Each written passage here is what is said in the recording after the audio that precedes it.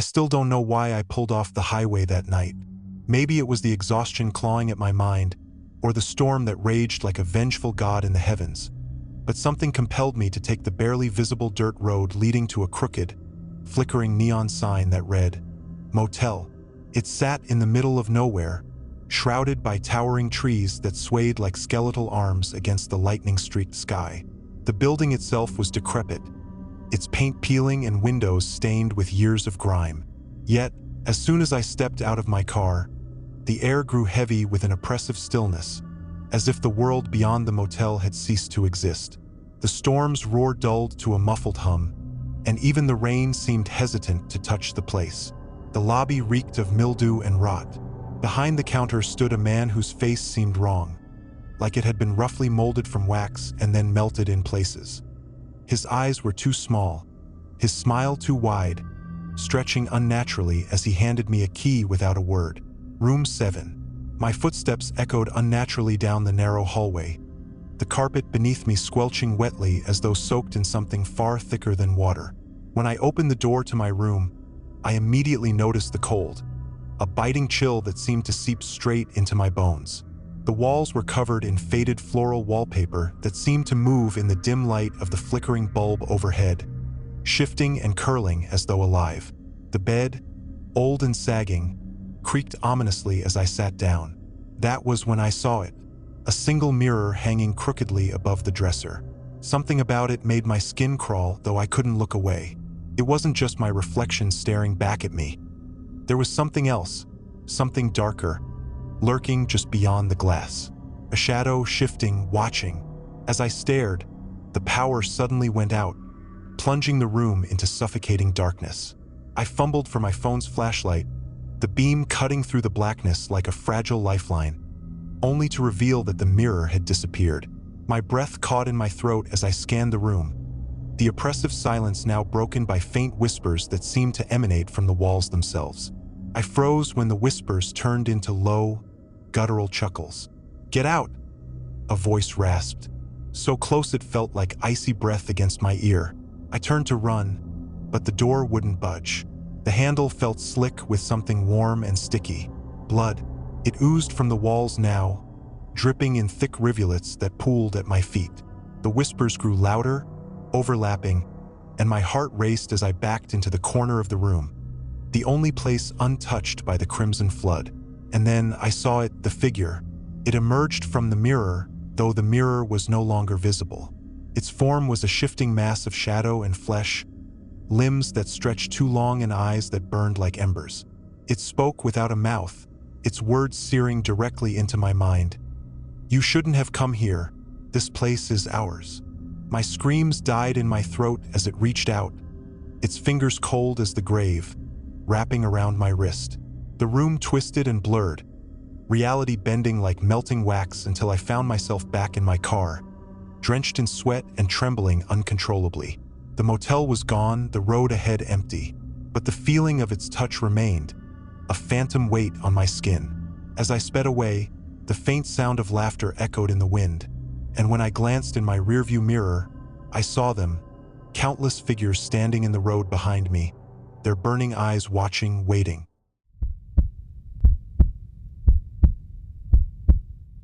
The road stretched endlessly before me, a black ribbon winding through the empty expanse of desert under a pale, sickle-shaped moon.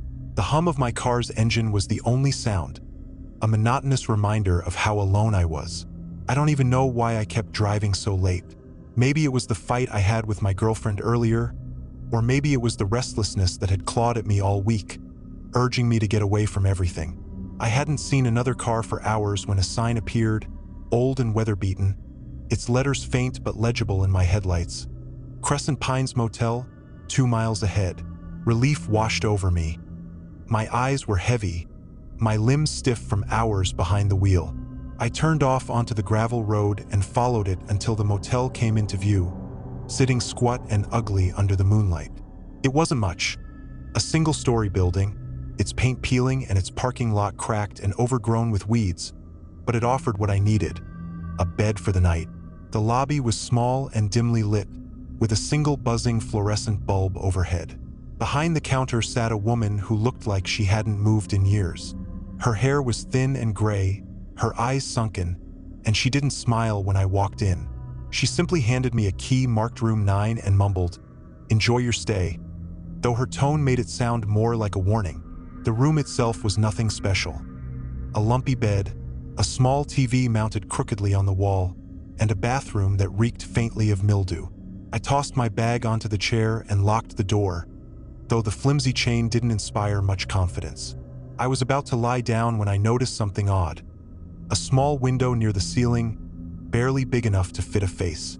It was set high in the wall opposite the bed, and I realized it must look out into the hallway.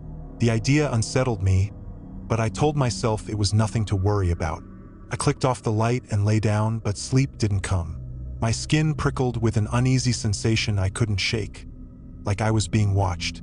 I rolled over and stared at the ceiling, trying to convince myself it was just my imagination, when I heard it, a faint shuffle, like footsteps moving slowly down the hall. I held my breath, straining to hear more. The steps grew louder, pausing outside my door. I sat up, heart pounding. "Hello," I called out, my voice trembling.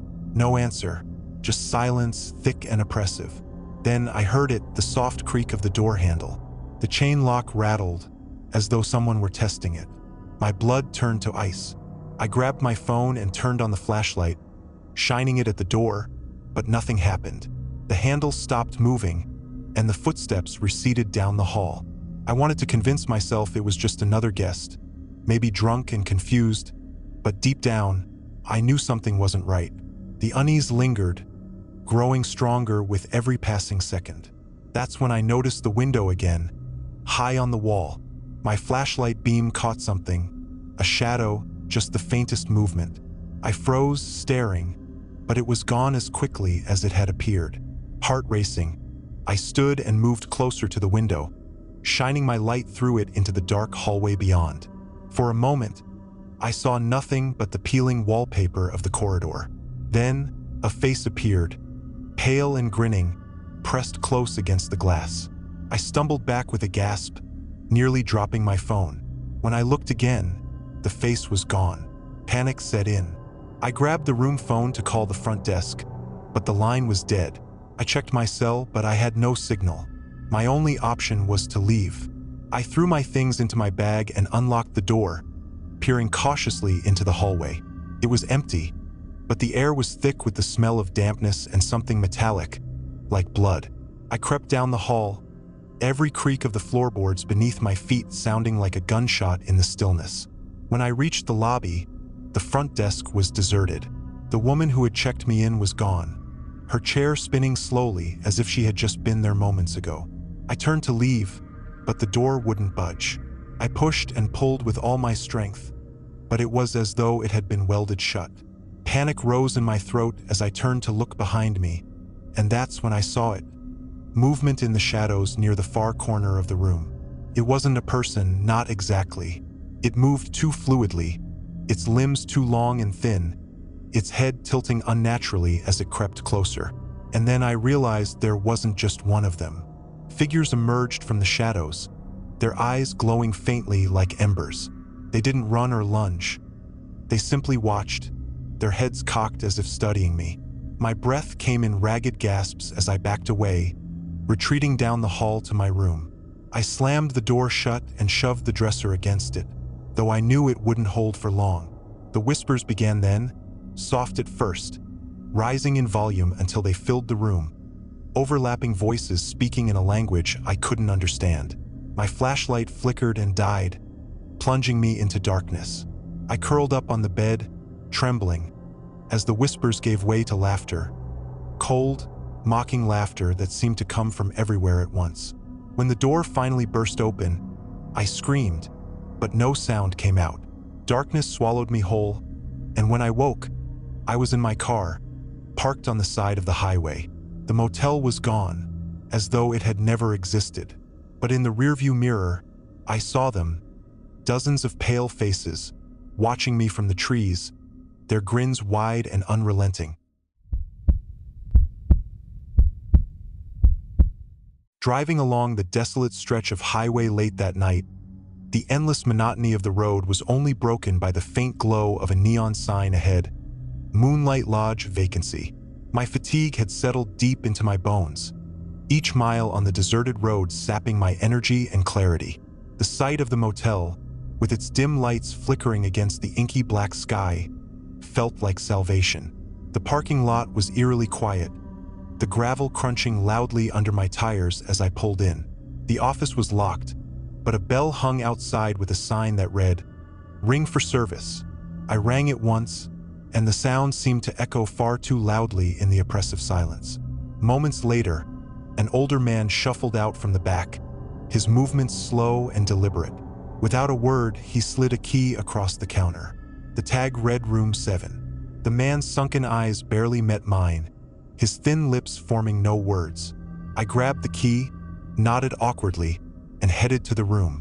The long row of doors seemed to stretch on endlessly, each identical except for the number affixed to them.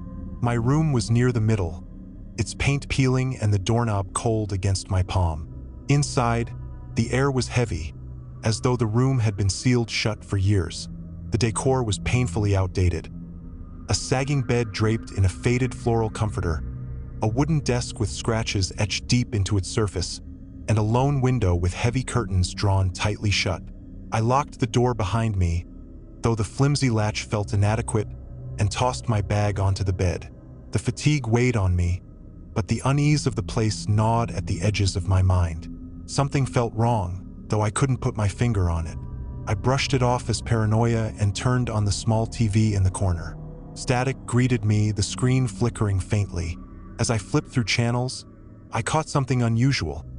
A brief flash of an image that made my blood run cold. It was my car parked outside.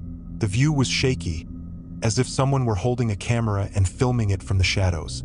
I froze, staring at the screen, but the image disappeared, replaced by more static. My pulse quickened as I turned off the TV and peered out through the curtains. The parking lot was empty, silent except for the faint rustle of the wind. Shaking off the nerves, I tried to settle into bed, but sleep wouldn't come. My mind kept replaying the strange footage on the TV. Was it a glitch? A prank? The hum of the motel's ancient air conditioning unit filled the room, masking any subtle noises outside. I must have drifted off at some point because I woke abruptly to a faint tapping sound. It wasn't rhythmic, but sporadic, like fingers drumming lightly against glass. My heart pounded as I realized it was coming from the window. For a moment, I stayed frozen, convincing myself it was the wind or maybe a tree branch. But as I sat up and listened, the sound grew more deliberate, more insistent. Slowly, I crept to the window and parted the curtains just enough to see outside. Nothing. The parking lot was still, bathed in the faint glow of the motel's flickering neon sign. But then I noticed something strange.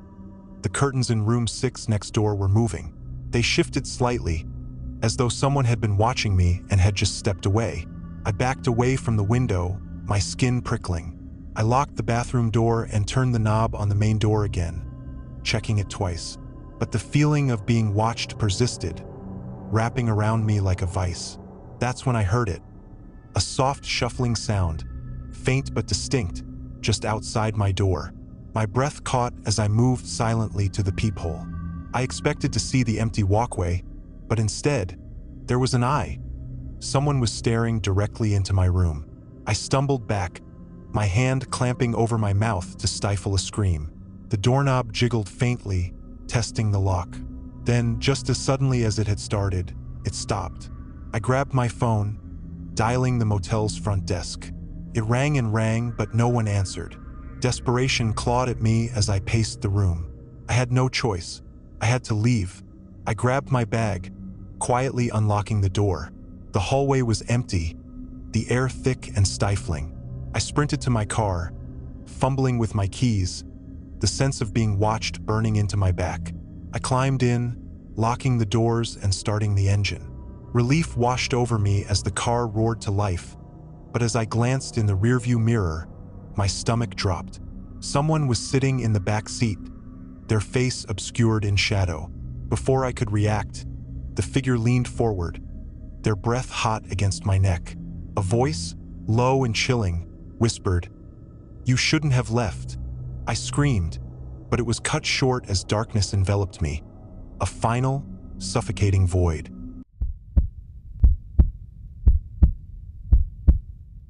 The highway stretched endlessly before me, a void of asphalt disappearing into the darkness, my headlights cutting feebly through the thick night.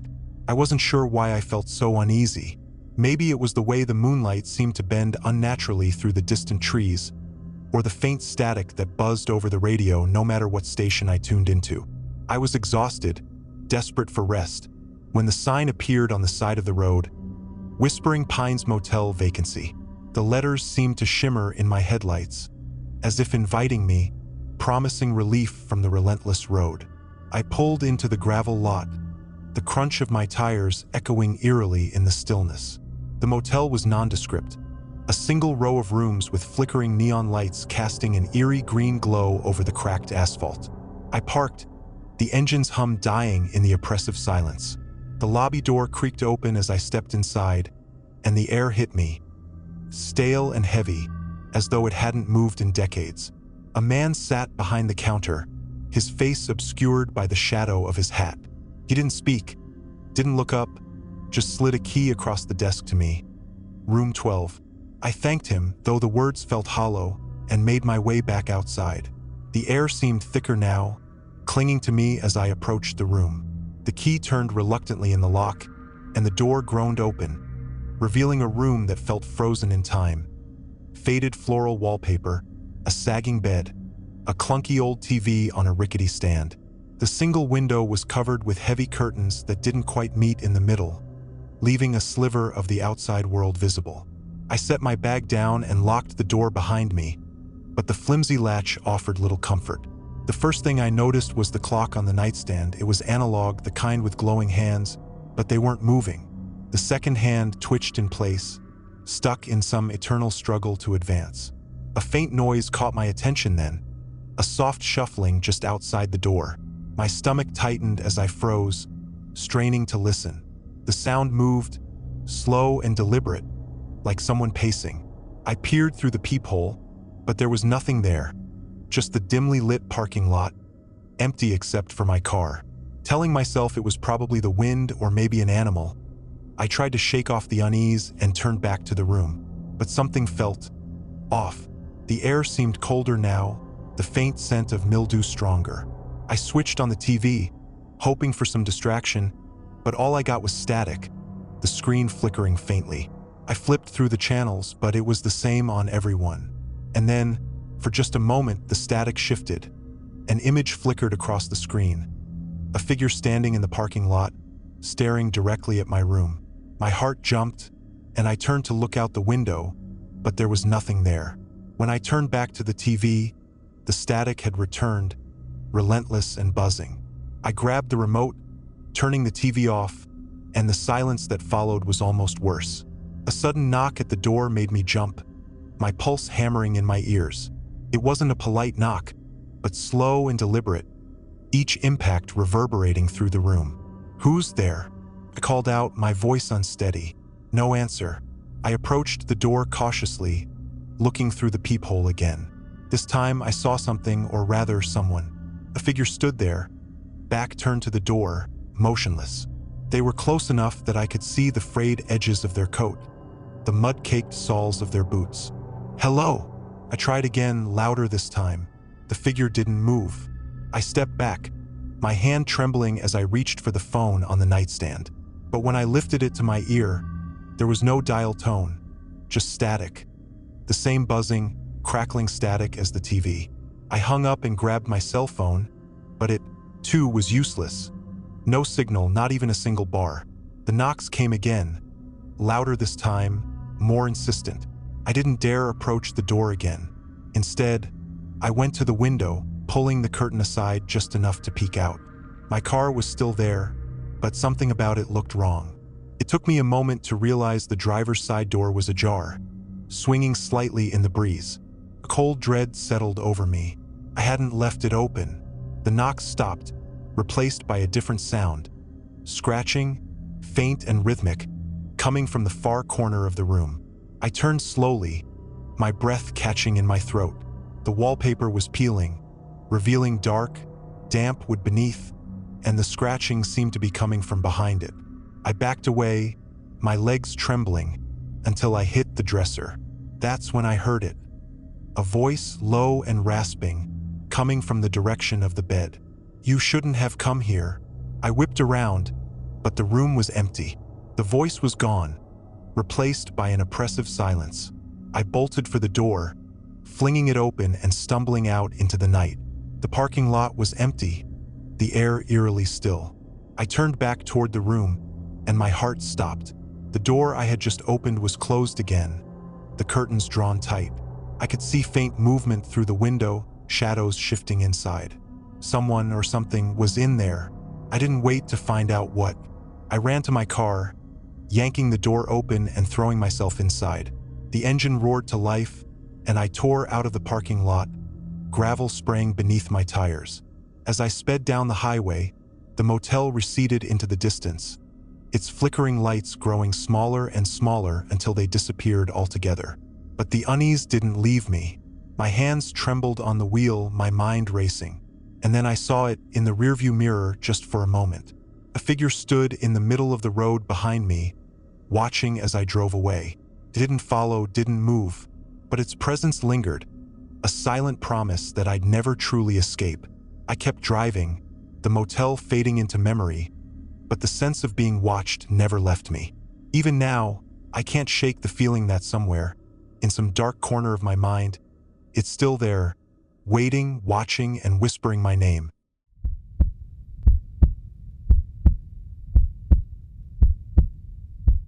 I had been driving for hours when the storm hit. It came out of nowhere, the skies turning dark in an instant, and the rain so heavy I couldn't see past my windshield. The road was winding and desolate, a few scattered houses here and there, but nothing that looked promising for a place to stop. The wind howled, and the trees bent under the force of the storm, but just when I thought I couldn't go any further, I saw it. A small, dimly lit motel standing on the edge of the highway. Its neon sign flickered and buzzed, and I could feel a strange pull toward it, like it was the only thing that could shield me from the storm. I pulled into the gravel parking lot and parked near the entrance, hoping the place had a vacancy. The office door opened with a creak as I stepped inside. There was an odd smell in the air, something metallic mixed with dust, and a slight mustiness that I couldn't place. A man stood behind the counter, staring at me with wide, unblinking eyes. He didn't say anything at first.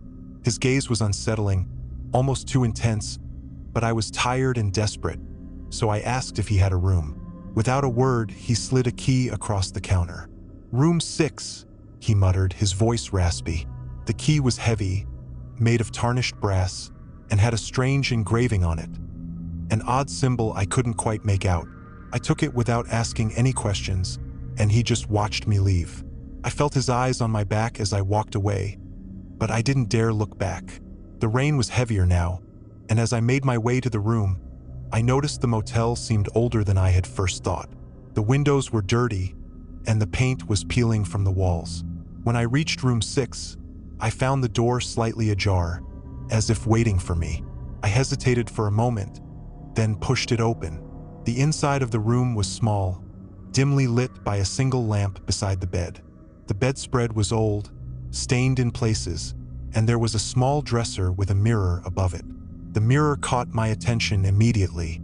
It was cracked, a jagged line running down the middle, but I couldn't look away. I felt something odd, something wrong about the reflection. It wasn't just the crack. The air in the room felt thick, like it was pressing in on me. I closed the door and locked it behind me, but the feeling didn't go away. It only grew stronger, a sense of being watched, though there was no one else in the room with me. I shook it off, deciding it was just the stress of driving for so long. But then I heard it. A faint tapping came from the window. It was soft at first, just a tap here and there, but it soon grew louder, more insistent. I went to the window and pulled back the curtain, but all I could see was the endless dark of the storm. There was nothing there, no one. But as I stepped back from the window, I noticed something on the mirror. The fog had started to build up on the glass, and written in it, in what appeared to be someone's finger, was the word leave. My heart skipped a beat. I wiped the fog away, but there was nothing there. No wet streak, no evidence that the message had been written at all. I stared at the mirror for a long time, convinced I had imagined it. I turned away, but then I heard the tapping again. This time, it was louder, more frantic, and it wasn't coming from the window. It was coming from behind me. Slowly, I turned, and my breath caught in my throat. There, in the mirror, was a reflection of the room, only it was wrong. The furniture was distorted, the shadows too dark, the room too still. I could see myself in the reflection, but there was something else. A figure, blurred at first, standing just behind me, its face obscured by shadows. My pulse quickened, and I spun around, but there was nothing there. The room was empty, but when I looked back at the mirror, the figure was closer, its outline clearer. It was tall, hunched over, its limbs long and twisted, as if it didn't belong in the shape of a human. The face was still obscured, but its eyes were glowing faintly, and I could feel them boring into me, watching, waiting. I stumbled back, my heart hammering in my chest, but before I could move, the figure's hand reached out toward me. I could hear the sound of it dragging across the mirror, the nails scraping against the glass with a horrible screech. I couldn't breathe, couldn't move. The tapping from the window had stopped, replaced now by a low, guttural breathing, coming from somewhere behind me, but the figure in the mirror remained, inching closer with every second. I closed my eyes, trying to block it out, but when I opened them again, the figure was gone. The room was still eerily quiet. I turned away from the mirror, my chest tight with fear, and grabbed my phone to call the front desk. But when I unlocked the screen, I saw something that made my blood run cold. The phone was off. I pressed the power button repeatedly, but nothing happened. The screen stayed black. I felt the temperature drop in the room, the coldness seeping into my bones. The air felt suffocating now, thick with something dark, something evil. I turned toward the door, but before I could reach for the handle, I heard it. Footsteps. Slow, deliberate steps coming from the hallway outside. They stopped just outside my door, and I felt my heart race. Knock, knock. A voice, low and raspy, came from the other side. "Are you there?" I froze, my blood running cold. There was no way anyone could be out there. I hadn't seen anyone since I arrived. The voice came again, closer this time. "Knock, knock. It's time to let me in." My hands shook as I gripped the door handle, but I couldn't bring myself to open it. The air around me seemed to thicken, as if it was pressing in, crushing me. The whispers returned, faint at first, but then louder, clearer, growing stronger. "Let me in, let me in." I backed away, my mind racing for an explanation, but none came. The knocking stopped, but the whispers didn't. They continued, filling the room, flooding my mind. I couldn't escape them. And then, just as suddenly as it had all started, the room fell silent. The air cleared, and the coldness disappeared. But I couldn't shake the feeling that something was still there, watching me from the shadows. Something that wouldn't leave until it had its fill. Something that had been waiting for years, trapped inside that room, and now it was finally ready to come out. As I reached for the door to leave, I heard it again. "Leave." I turned and ran out into the hallway, the storm still raging outside. But when I glanced back at the room, the door had closed behind me, the number 6 barely visible through the flickering light. It was as if it had never been there at all.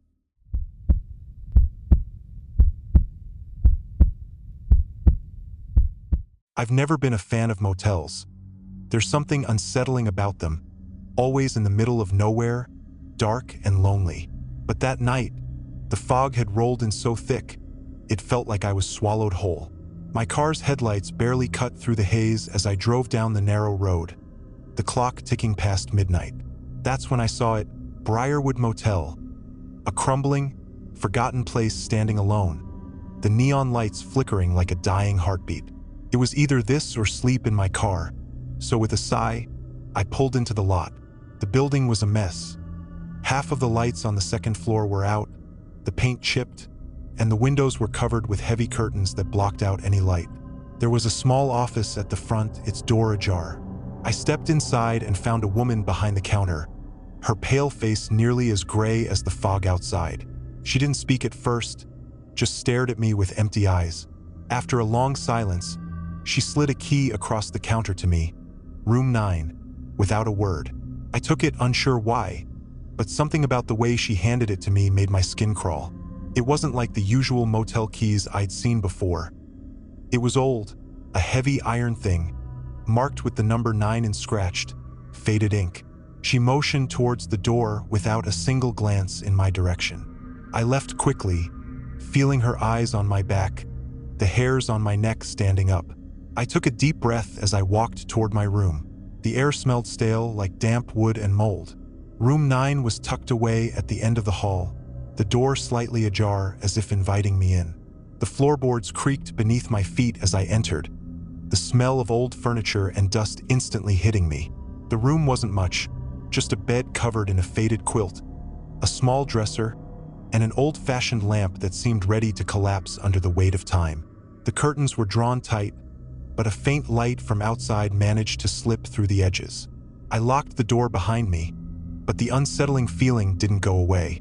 I could hear something, soft whispers, barely audible, coming from somewhere in the room, but when I turned towards the source, I found nothing. My heart started to race. I stepped closer to the bed, checking under it out of habit. Empty. The whispers continued, now louder, more distinct. I couldn't tell what they were saying, but they sounded almost like names. My name, Alex. That's when I froze. I hadn't told anyone my name when I checked in. The woman at the desk had never asked for it. The room felt colder, and I could see my breath in the air. I turned quickly, feeling the hairs on my arms rise as a chill passed over me. Felt like I wasn't alone.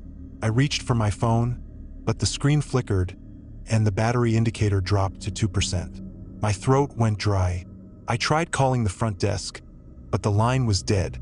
No dial tone, just silence, thick and suffocating. I sat on the bed, trying to calm my nerves, but the whispers continued. I could feel them, swirling around me, growing louder, clearer, until they became a chorus of desperate voices, all murmuring, "Help me." I glanced towards the window. The faintest silhouette of a figure could be seen through the curtains, standing motionless just outside. My heart stopped. I didn't want to open the curtains, but my body betrayed me. I pulled them apart, my breath catching in my throat. There was no one there. The only thing visible through the window was the fog, thick and swirling, blocking any view of the outside world. I turned back to the room, but that's when I noticed something. The floor, it wasn't clean.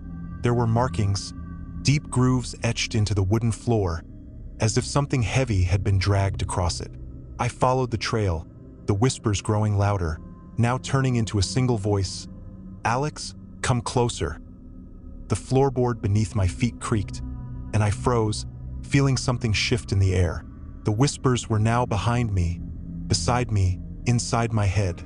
I spun around, but no one was there. My heart pounded in my chest as I rushed to the door, fumbling with the lock, but it wouldn't budge. I banged on it, desperate, but the room felt like it was closing in on me. I could feel someone, standing right behind me. The air felt thick, almost oppressive. The whispers stopped suddenly, replaced by a low, guttural sound, like breathing slow and heavy, coming from the corner of the room. I turned slowly, my legs trembling. The air was colder now, and I could see the fog creeping in through the cracks in the walls. "Alex." It was a voice, but not a human one. It was distorted, wrong. Something shifted in the corner, and for a split second, I thought I saw it. Something tall, thin, with skin stretched too tight, an elongated figure with a face that was barely more than a blur. Its mouth opened, revealing rows of sharp teeth, and I could hear the whispers now. Dozens of voices, all speaking at once, begging, screaming. "Help me, Alex. You don't belong here." I stumbled backward, my body pressing against the door, but it wouldn't open. The thing was getting closer, its long, bony fingers reaching toward me, its breath cold on my face. It was too much. I closed my eyes, trying to block out the horror, but I couldn't escape the whispers. They were inside my head now, taking over, drowning out everything else. "You're mine now," the voice hissed. When I opened my eyes again, the figure was gone, but the room was still cold. I rushed to the door, finally managing to break it open. But as I stepped into the hall, I saw the woman from the front desk standing at the end of the corridor, her face pale and lifeless. She didn't move, but her mouth stretched into a grin, and she whispered, "You shouldn't have come." The door slammed shut behind me, and I ran, not looking back. But as I reached my car, I saw something on the rearview mirror. A name, written in the fog, Alex. That was the last thing I saw before I drove away, the motel vanishing behind me into the fog, leaving me with only the sound of whispers that followed me long after I left.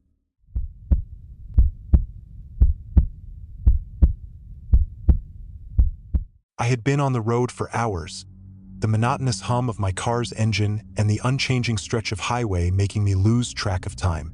My eyes were tired, and the thought of pulling over for the night seemed more and more appealing. That's when I saw it, a faded neon sign flickering in the distance. Whispering Pines Motel. It looked like the kind of place you'd stop at when nothing else was open, a relic of simpler times, its tired glow promising a bed and a roof for the night. I pulled into the parking lot, the gravel crunching under my tires as I parked in front of the main office. The building was old, almost decrepit, and the air around it felt still, as if it had been stuck in time for decades. The office door creaked as I pushed it open, and an elderly man sat behind the desk, his face expressionless, eyes glazed over as he stared at something I couldn't see. Without a word, he handed me a key, the metal tag rusted and worn. "Room 8. I took it, nodding at him, but he didn't respond. He didn't even look at me as I left, his hands never moving from the counter. The walk to my room felt longer than it should have. The motel seemed so quiet, the only sound the occasional flutter of a distant door or the soft rustle of the trees in the wind. The room was just as you'd expect from a place like this, dimly lit, with chipped wallpaper and a musty smell that clung to everything. I threw my bag onto the bed and stood in front of the small mirror, staring at myself. I was tired, no surprise there, but something was off. I felt watched. I shrugged it off, deciding to take a shower to clear my mind. The water was lukewarm at best, but it was enough to make me feel a little more human. When I stepped out and dried off, I noticed the faintest noise, a tapping sound. It was coming from somewhere nearby, but when I tried to place it, it seemed to shift. I listened carefully, my heart beating a little faster, but the sound stopped as quickly as it had started. Dismissing it as my imagination, I went to the small dresser to hang up my clothes, but as I turned to the bed, I saw something strange. The bedspread had been moved. Not much, just a slight shift, but enough that it caught my eye. I was certain I hadn't touched it when I first arrived. I walked over to investigate, my curiosity piqued, but as I neared, the tap-tap-tap returned. This time it was louder, more insistent. I froze, my breath catching in my throat. The sound was coming from inside the room. It was almost as if someone was tapping on the wall, just beyond the bed. My pulse quickened, and a cold chill ran down my spine. I glanced nervously at the door, but it was locked. I hadn't heard anyone enter, but then again, I hadn't heard anything. A knock came at the door. It was a sharp, sudden sound, like someone eager to get in. My hand hovered over the doorknob, but I couldn't bring myself to open it. I didn't know who it could be, but I wasn't about to find out. I backed away, my breath shallow as I sat on the bed. I told myself it was just the wind, the creaking of an old building settling. But the knock came again, this time louder, more urgent.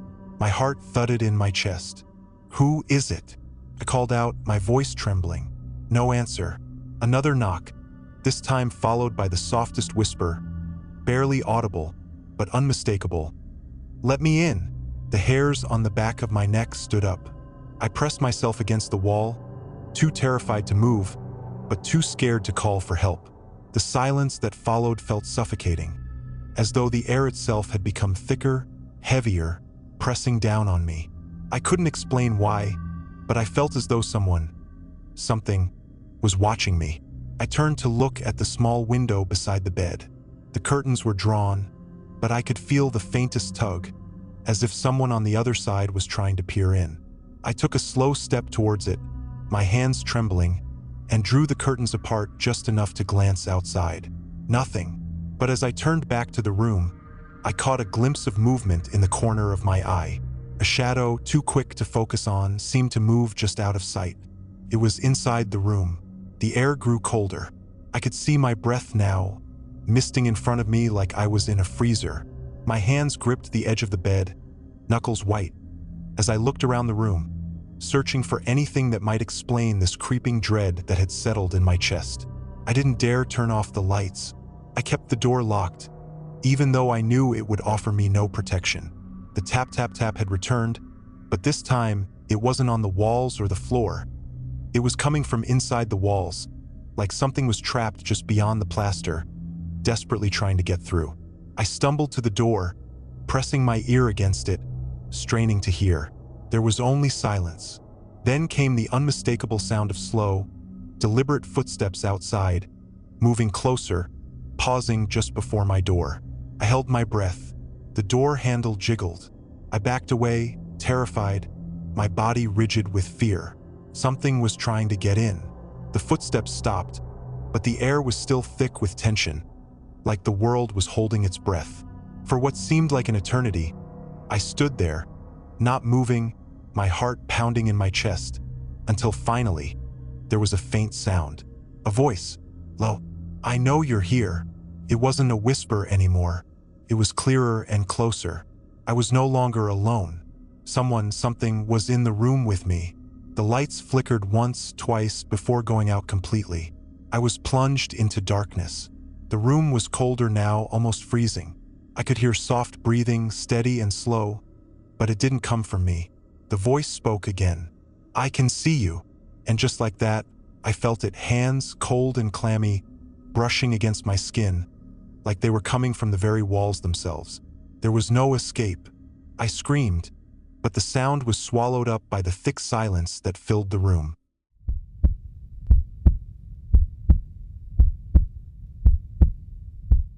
I had been driving for what felt like forever when the rain hit. The kind of rain that drenches everything instantly, as if the sky was trying to drown the world. My wipers worked overtime, the rubber squealing against the glass in protest, and I could barely make out the road ahead. The storm had caught me in the middle of nowhere, miles from any city, and there were no signs of civilization in sight, just endless fields and dense woods. When I saw the motel, its neon sign barely flickering through the storm, I didn't hesitate. It was a small place, an old rundown building with peeling paint and a sense of abandonment hanging over it. The flicker of the neon sign in the rain was the only source of light, and I was desperate to find shelter, so I turned into the gravel parking lot without a second thought. As soon as I stepped out of the car, the air felt thick, heavy with moisture and something else, something off. The kind of weight you feel when the air itself seems to be alive. I pulled the collar of my jacket tighter around my neck and hurried inside the office. The door creaked as I pushed it open, the smell of stale air and mildew hitting me immediately. Behind the counter stood a man who looked as though he hadn't seen sunlight in years. His skin was pale, nearly sickly, and his hair was long and greasy, hanging in front of his face. His eyes, though, were the most unsettling. They were wide and glassy, as though he were staring into the abyss and could no longer tell if he was alive or not. He didn't greet me, didn't say anything at all, just stared. His eyes never left mine as he slid a key across the counter. "Room 3, he said in a voice so low, it almost sounded like it came from somewhere deep underground. I took the key without a word and left, unsettled but too tired to care. The rain had soaked through my jacket, and I was cold to the bone. Room 3 was at the far end of the motel, the door painted in peeling white that was barely visible in the dim light. I inserted the key, and the door creaked open on its own, almost as if inviting me in. The room was small, furnished with a single bed covered in faded sheets and a nightstand with a lamp that flickered intermittently. The carpet was stained, and the wallpaper was peeling, but it wasn't the state of the room that unsettled me. It was the silence. No sounds of life, no sounds of the storm. It felt like the room had been abandoned for years, and yet I had just been given the key. I closed the door behind me, locked it, and tossed my bag on the bed. I glanced out the window at the pouring rain and then went to the bathroom to wash up. But when I returned to the main room, I felt the air change. There was a presence now, a coldness that wasn't there before. The lamp flickered again, casting long shadows on the walls. It was almost as if the darkness was gathering in the corners, pressing in on me, and when I looked at the mirror, I could swear the shadows were moving. I shook my head, trying to dismiss it as exhaustion, but the feeling didn't go away. I sat on the bed, trying to distract myself, but something kept drawing my attention to the window. I couldn't see anything through the heavy rain, but I felt as though someone was watching me. I got up, pulled the curtains open, and looked out. Nothing, just rain pouring down in sheets. But when I turned back to the room, something had changed. The air was colder now, and the bed had been moved. Not by much, just a few inches, but enough to make me stop in my tracks. My heart started racing. I hadn't touched the bed. I hadn't moved it. I quickly checked the door, still locked, and the window still closed. My pulse thudded in my ears as I tried to rationalize it. Maybe it was the wind. Maybe I was just imagining things. But deep down, I knew something wasn't right. I turned off the lamp and lay down, pulling the covers over my head, trying to ignore the gnawing sense that I wasn't alone. That was when I heard it, the softest of sounds, like a whisper, barely audible but unmistakable. Came from behind me, and it was close. "I see you." My heart stopped. I couldn't move, couldn't breathe, as the room seemed to close in around me. I dared not turn around, but the voice came again, closer this time. "I see you." It wasn't a whisper anymore. It was a soft, raspy voice, as if it were coming from the depths of the room itself. Slowly, I turned my head, and that's when I saw it. The figure standing at the foot of the bed. It was dark, a silhouette in the dim light, but I could feel its presence. The air was thick with tension, and the room seemed colder than before. It didn't move, didn't speak. It just stood there, watching. I could feel its eyes on me, though I couldn't see its face. It was as though the darkness itself had taken form, a thing that shouldn't exist but did, and it was waiting for something. I slowly reached for my phone, my hands shaking so violently I could barely unlock it. The screen was black, dead. I pressed the power button again and again, but it wouldn't turn on. The figure was still there, unmoving, watching. I could hear its breath now, soft but steady, like a heartbeat. The air was thick with it, and I couldn't breathe. I couldn't move. I closed my eyes, trying to block it out, but I could still feel its presence, its eyes on me. I opened my eyes again, and it was closer, just a few feet away now, its form taking shape in the darkness. I still couldn't make out its features, but I could hear it now, its breathing getting louder, more labored. "You shouldn't be here." The words came, not from its mouth, but from somewhere deep inside the room, vibrating in the air, in the walls, in my bones. "You shouldn't be here." The sound was deafening now, as if the very room was speaking to me. I wanted to scream, to run, but I couldn't move. My body wouldn't obey me. I felt like I was trapped in a nightmare, one I couldn't escape. The figure stepped closer, and I could feel the coldness of its presence seep into my skin. It was in the room with me now, and it wasn't alone. I could hear others, soft whispers, faint movements, coming from all around me. The room was full of them. I didn't know what they were, but I could feel their eyes on me, 1,000 eyes, all watching. "Leave." The voice was louder now, the command shaking the walls. I tried to scream, but no sound came. I tried to run, but my legs wouldn't move.